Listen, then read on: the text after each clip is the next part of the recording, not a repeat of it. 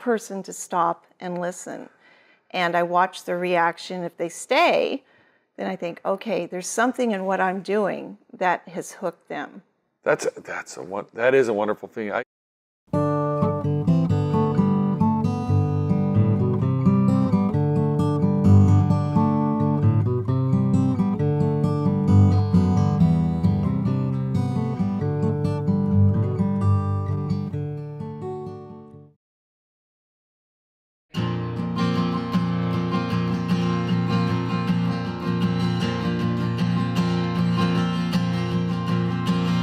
Is the snow falling on the asphalt?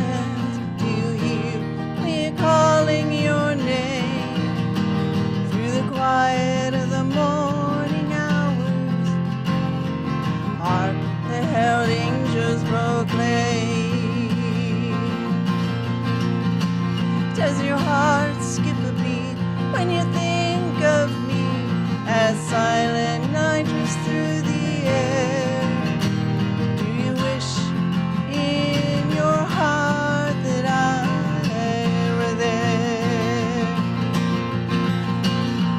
Christmas in Shanghai, so very far away.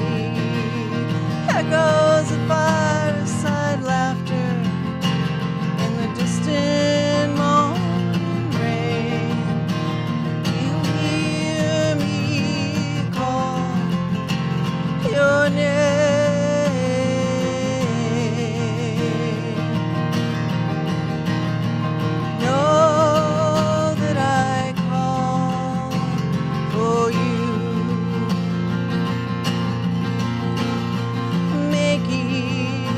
Snow angels in the pale of the moonlight, you gently kiss my hand.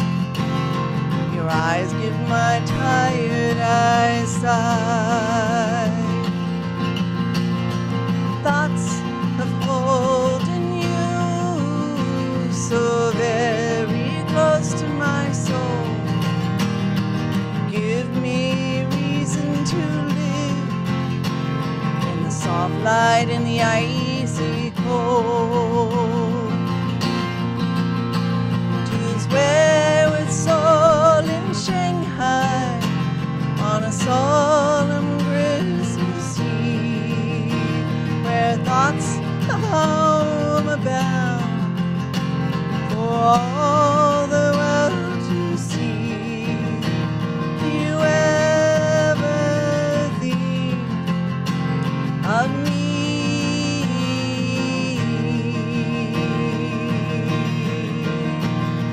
Know that I think of you.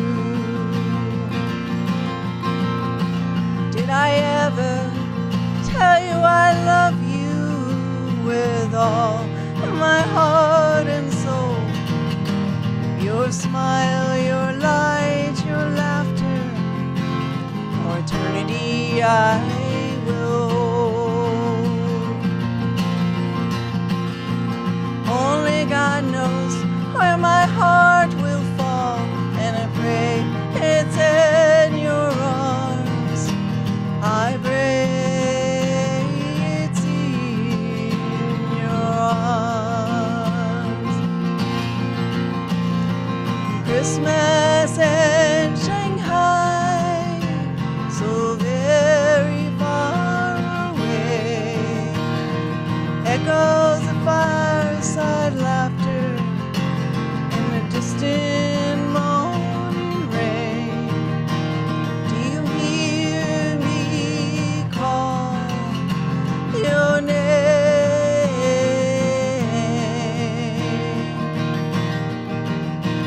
Do you ever call for me?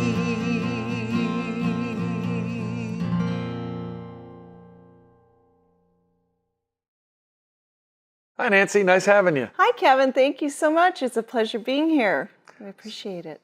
Well, we're going to talk about where you play, how you pick where you play. And just from the outset, there's a different kind of venue you're going to look for optimally when you are a sensitive folk singer, songwriter, which I think we are, yes. At our heart.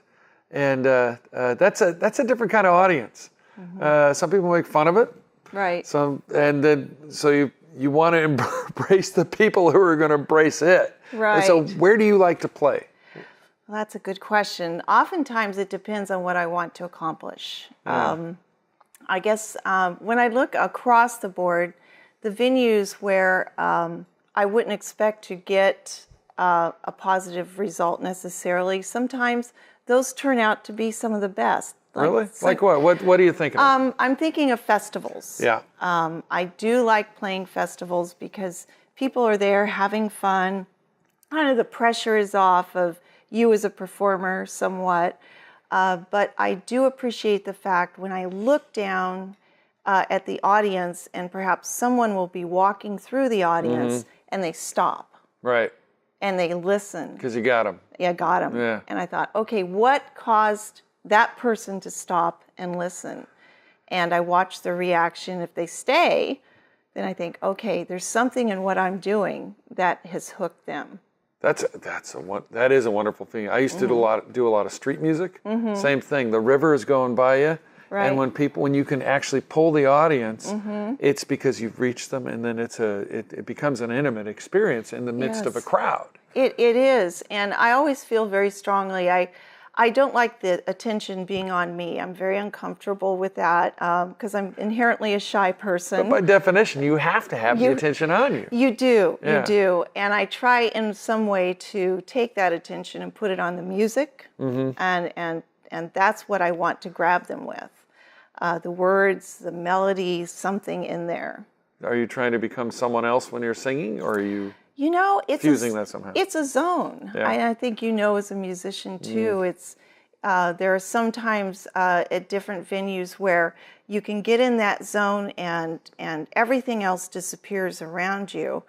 And sometimes, depending on the venue, it's hard to get in that zone, and the extraneous factors overtake, like the noise of the coffee machine or the people at the bar or things like that. Or at a festival, you got people playing hacky sack or whatever they're doing in the... Yeah. Do you like the festival setting where you can reach out to various people and pull them in, or would you rather be in a small, quiet coffee house, like the one that you sometimes play in I winters? think overall, I like to be in the small, intimate arrangements, like the coffee houses. Yeah. And they can be a little more intimidating because everyone is listening. Yeah. You know, they're, especially if you get the coffee houses where there is a focus on the audience, shh, quiet. Yeah. Like the Bluebird. I don't know if I can say names, but the Bluebird. Oh, absolutely, sure. The Bluebird, their motto is shh. You're talking about the Bluebird in Tennessee. In Tennessee. You'll be playing there pretty soon, huh? Right. And I do like that, but however, when it does calm down and there you can hear a pin drop and you go up and it's just you, your guitar, and your words. Yeah, but there's a thing. If it's working, it's magic. Magic. And if it's not working somehow, right? It's talk about how horrifying that can be. It's quite horrifying. And I was just talking to Sam about it. Sometimes if you get a little frog in your throat or a squeak or you forget a word, but definitely gigging a lot helps that because you can overcome that with making words up. That's song. it. If you carry on like it didn't happen, no one notices generally. No one notices unless you react. So it's an acting process as well. Well, talk to me about the Phoenix. What makes the Phoenix good for you in Marin? Oh boy, it has an amazing sound system. Yeah. It was actually designed by an individual, and I can't remember his name, but he designed the Lincoln Center sound system, and it is just perfect. And that makes a huge difference because I'll tell you that there's little in life that's worse than not being able to hear what you're putting out and not being able to interact that, have it come back to you, and you put it back out again. what kind of, talk about the size of the venue there. Right. And what makes it work. The Phoenix, it's on 4th Street in San Rafael, and it's primarily a dinner club that has a music focus. Yeah. And people will come in to have dinner, or they'll come in to hear, the different artists. And I just love it because they so appreciate the artistry. And there's a respect for the performers there. And it's very intimate. The stage is very close to the audience, so it's very easy to interact. And I do like interacting with people during a performance. Well, sure. Well, when you're doing the kind of music that we love to do best, can you reach an audience of 10,000 adequately enough, or does it have to be 100 or 200? I've never had the opportunity to play to 6,000 people. It would be festival. Just think of the festivals where you right. played, where it's been a That's huge true. crowd out in front of you. That's true. I prefer the smaller venues, because that also offers people the opportunity to come up afterwards and to interact with you and say, it means so much to me if someone will come up and say, that song really made me cry because it reminded me of blah, blah, blah, blah, blah. And so the smaller venues give the audience the opportunity to interact too. Yeah, because you may be reaching people like that in a bigger place, but you wouldn't know it. That wouldn't know it, except for those occasional people, like we said, who will be walking by and you go, oh, they stopped, they must like that. So I'm going to remember what's going on here. What festival have you played that you really liked, that worked for you? The one that I really liked was the Reno Earth Festival. It's just a very intimate festival. I think played it last week. It was 25,000 people. Yeah. It was the biggest Earth festival they've had so far, and they have 4 stages. I just like how intimate it is, the variety of people. And Reno's just really, it's an up-and-coming place. It's no longer just a gambling town. Yeah, I lived there when I was a kid. Okay, It was only gambling to me as a little kid when I went down and watched people the big waste their lives. Waste their lives away. Unfortunately, it's getting away, a little bit from that now. But I've also played like beer and wine festivals and country festivals, and those are fun too. Do people listen better when they're drunk? They do, and they tip better too. They do. They do, yeah. And they cry easier too. They cry, yes. They cry easier, and I also enjoy playing wineries, things like that, where people are happy. They not come as in, drunk, they listen, but they're not as drunk, and they can kind of understand and remember your words. So actually, the drunken beer crowd is better than the intimate small coffee house crowd. Yeah, in some ways, yeah. Geez. But definitely the coffee house, because I think it's the intimate settings as a performer. It helps me to hone my skills as a performer and not to become lazy, because you do have more eyes on you. And that's ultimately what I want to do too, is to become a better performer, to reach the audience. Well, having eyes on you, you're also seeing their eyes as well. Oh, yeah. Do some people like to do the technique where you're singing and you're actually singing to someone? Yes. Do you pick out? Because I know some people don't like that. It will depend on the song. Yep. I have a couple of songs that are very, very intimate to me and very difficult. What's your toughest one to get through? Through My Mother's Eyes. And Yeah. it's about my mother and our relationship. And when I sing that song, I have to look straight ahead. You can't connect with someone. I can't connect. I just have to go into a zone. And a couple of times I have connected with people in the audience, and who I see the tears in their eyes. The tears come to my eyes, and it's hard to focus on getting through the song. Well, it's tough to sing when you're crying. It is. So with that, but then I have one song called Old Fashioned Love that's kind of a waltz. Yeah. And it's actually a story about my aunt and uncle who didn't meet and fall in love until they were in their 40s. Yeah. And here was the scandal. He was a priest and she was a nun. Oh, there you have it. But classic. They were They were married over 40 years. They left the church? They left the church and dedicated their lives to helping at-risk youth in East St. Louis. And they are just, you know. Well, as a teacher, that I could see that storyline coming easily to you. Yes, definitely. Making sense to you. Right, definitely. But it's also, it's a happier. Happier, yeah. It's one of the few happy songs I have. Yeah. Well, no, I shouldn't say that. But you're big. We were talking about Emmylou. Right. I have a whole CD I made of Emmylou's death songs. Oh, I know. And there's a place. There's a place, Yeah. and I love her. One of her interviews, she talks about the art of songwriting, and she says, you know, it's writing a song is you're building a wall around something, and you're building a wall to protect yourself. While you're writing that song, and then as you present the song to the audience, then the walls start coming down at different times with different people. And I just think that's a really magical way of looking. If you're doing it right, and it hits, it strikes the moment. Well, talk to me about the place you play in Winters. What works about that one?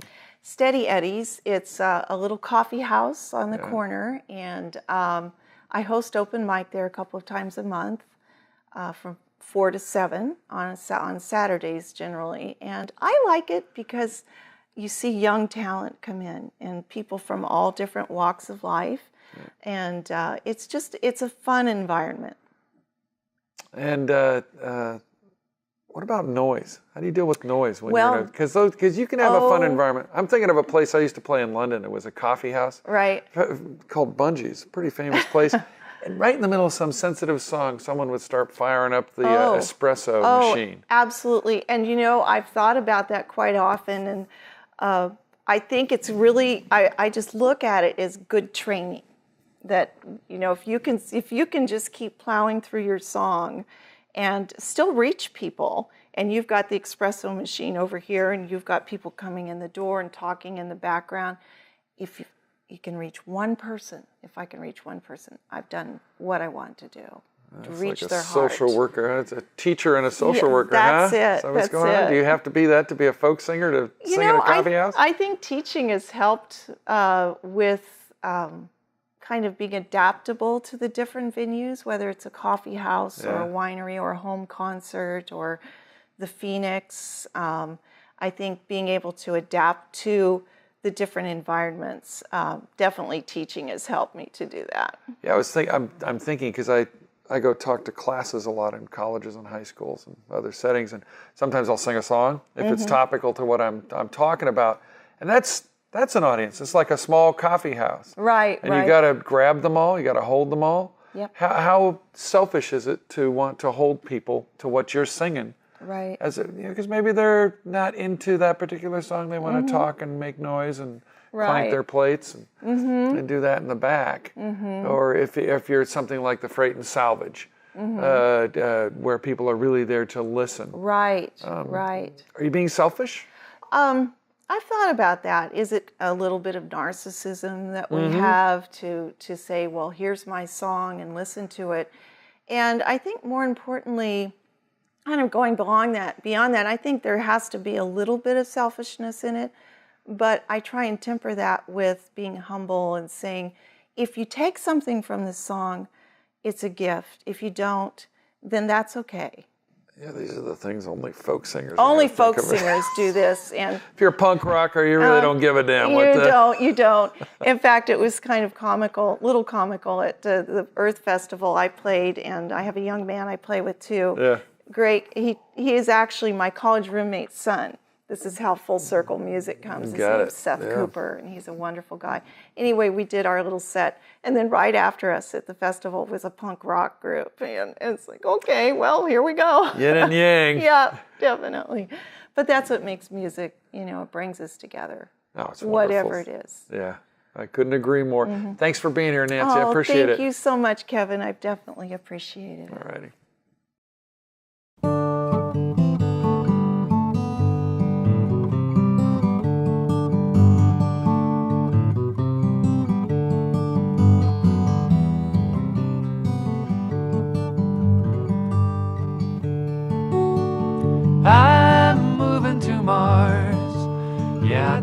like to try me out a life in the stars. My friends all say I need a place to wear out my heart, so I'm moving to Mars. You know this life has been crazy. Sometimes I think I'm not really here. Every time I turn around, another friend is going down, and I can't see her face for the tears. So I'm moving to Mars. Yeah, I think I'd like to try me